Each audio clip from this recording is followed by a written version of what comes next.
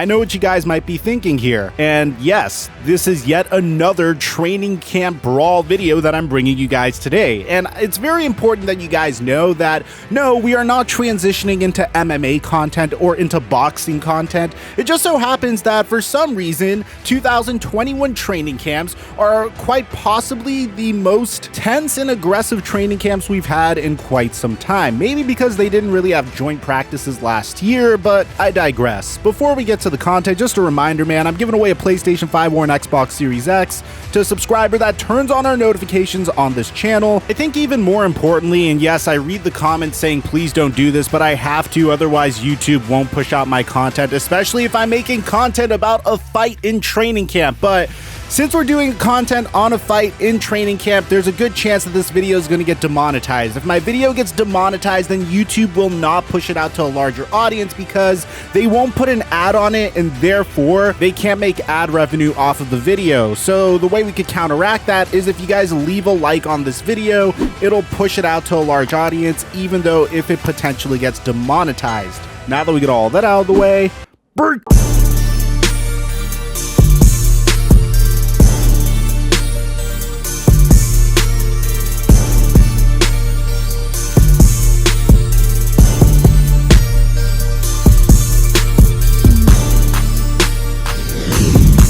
personally, I love fantasy football, but unfortunately, when you make like 5 videos a day the way I do, you don't really have time to be a part of as many fantasy football leagues as I would like to be a part of, and I don't have enough time to set up lineups and focus on the waiver wire and just stress myself out each and every week with all the details. Thankfully, there is a fantasy football league that allows me to just go based off of my fantasy football brilliance and not so much on my ability to stay up till 3 in the morning placing waiver wire claims, and it's called Underdog Fantasy. Underdog Fantasy also has this great $1 million tournament that you get a free entry to, so you could try it out. The way it works is you go ahead and you draft your team in the very beginning, and Underdog Fantasy calculates your score based off of the best players that scored for you that week, which means there's no players that are going to be left on your bench, which means if Odell Beckham Jr. goes off for 40 points one week, you're not going to accidentally leave him on your bench because he'll automatically be part of your starting lineup.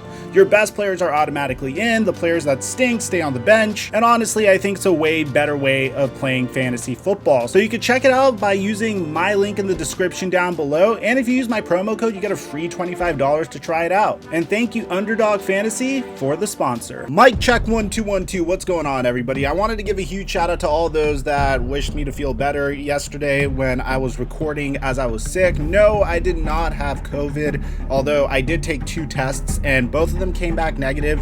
Apparently I got the flu in 2021, so go figure. But feeling a little bit better today. I was gonna take today off until bam, we got another fight, and yes, this time again it's from the New York Giants. So let's just jump straight into this, because if you guys remember, it was literally just over 2 weeks ago since the last time the New York Giants were in headlines because they got into a fight. But that time was a little bit different than this time, as that time the New York Giants actually fought with one another, and it was more of a offense versus defense type of fight, including Corey Clement getting hit really hard at the end of the run. Then Evan Ingram retaliated, and then he got hit by Logan Ryan. Next thing you know, the quarterback of the team, Daniel Jones, was getting involved, and as a result, Joe Judge was so livid with the entire team that he had the entire team doing 100-yard runs, military style, and then lining up at the goal line doing push-ups. The atmosphere was described at that time as extremely tense, as Joe Judge was said to be explicitly cursing at his team in disappointment and anger. Afterwards, he rounded the entire team up again and sent the entire team home. But for the most part, the entire locker room seemed to have become better as a result of that entire exchange. And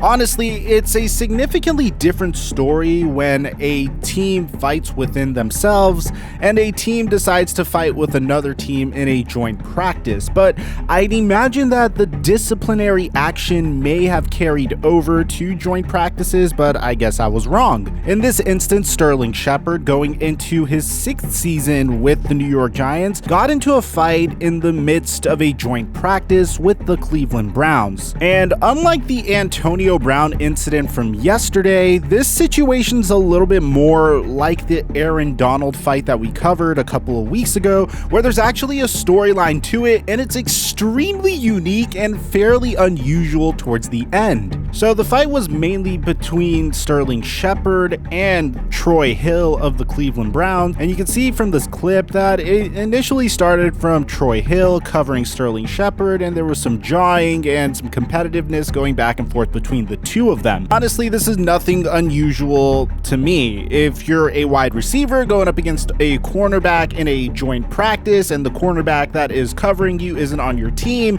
a huge part of the game for a DB is to get into the wide receiver's head, and a huge part of the game for the wide receiver is to jaw back. And obviously, if it's hot outside and you guys are going back and forth at it all day, eventually trash talk could result in throwing fists. Now, as I was making this video, we actually have some footage, and it might be a little bit difficult to see here, but there's this one particular play to Sterling Shepard, which was a wide receiver screen that results with Sterling Shepard on the ground at the end of the wide receiver screen. And apparently this was one of many very big hits that Troy Hill got on Sterling Shepard that resulted in them fighting at the conclusion of practice. So in yesterday's video with Antonio Brown, we were only able to get screenshots from the entire fight, and to be honest, they were the cleanest screenshots that I think I've ever seen. The cameramen that are taking these pictures really deserve a raise. Like, some of these shots are insane, but today we have a special treat because not only do we get super clean pictures of the fight that took place, but we also have video as well. In addition to Sterling Shepard, immediately after the fight, went ahead and conducted an interview post-game with his shirt off, apparently. So check this out. Both Sterling Shepard and Troy Hill squared up and threw punches at one another at the conclusion of practice. Video footage did then leak to social media at the end of the fight that shows Giants wide receiver John Ross getting between Shepard and Hill and lifting Shepard off of the ground to bring him away from the scene. Now, I'm going to post the video footage in my Instagram story as well if you guys want to play it on a loop over and over again, or just send it to your buddies on Instagram. I'm also giving away copies of Madden 22 to anyone that follows me on Instagram or Twitter. But here's where it gets even stranger. At the conclusion of the fight,